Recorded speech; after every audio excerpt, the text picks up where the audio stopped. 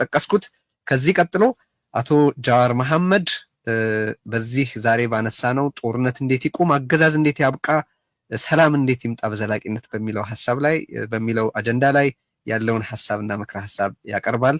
ጃዋር መሐመድ መድረኩን ወደ አንተ አሻግሬዋለሁ፣ መቀጠል ትችላለህ። አመሰግናለሁ ቴዲ። ሁላችሁም እንኳን በዚህ ተገናኘን። በመጀመሪያ ልጀምር ፈልገው ብዙ የሀገራችን ሕዝብ ይሄን ዝግጅት ለመከታተል ዝግጁ ነበረ። ኢንተርኔቱን በመዝጋታቸውና እድሉ ስለነፈጓችሁ አዝናለሁ። ግን አንድ ነገር ቃል ልግባ። የእኛ ሰው ሲተርት ጤቂ እንዳይመረም ይወፍት ይላል።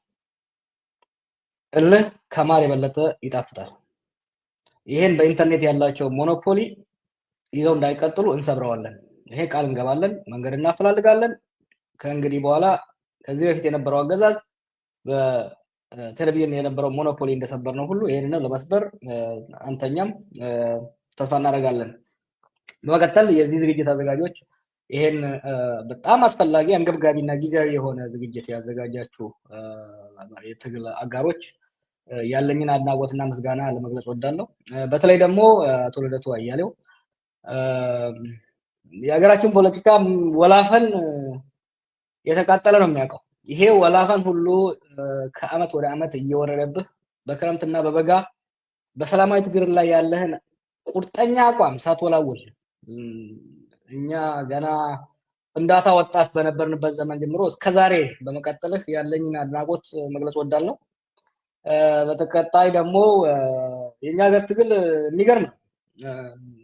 ሁለት አንጋፋ ታጋዮችን እዚያ ያለው አቶ ዩሱፍ ያሲንና ጃልታ አብዲ ከተማሪዎች እንቅስቃሴ ንቅናቄ ጀምሮ እስከዛሬ ድረስ በኢትዮጵያ ውስጥ እኩልነት፣ ፍትህ፣ ዲሞክራሲ እንዲሰፍን ደከመን ሰለቸን ሳይሉ ህይወታቸውን በሙሉ መስዋዕትነት አድርገው ዛሬም በዚህ እድሜያቸው ሳይደግማቸው ዛሬም ተስፋ ሳይቆርጡ ስንቱ በኔ እድሜ ያሉ ተስፋ ቆርጠው እጅ በሰጡበት ዘመን በዚህ በመቀጠላችሁ ያለኝ አክብሮት ያለኝ አድናቆት ሊሰፈር ሊመዘን እንደማይችል ልገልጽላችሁ እወዳለሁ።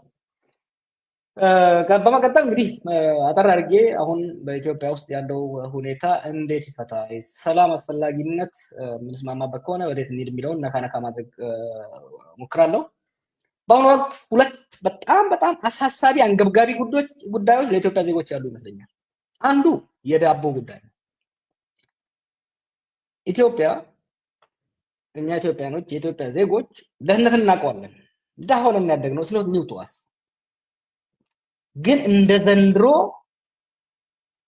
የባሰ የሚያማርር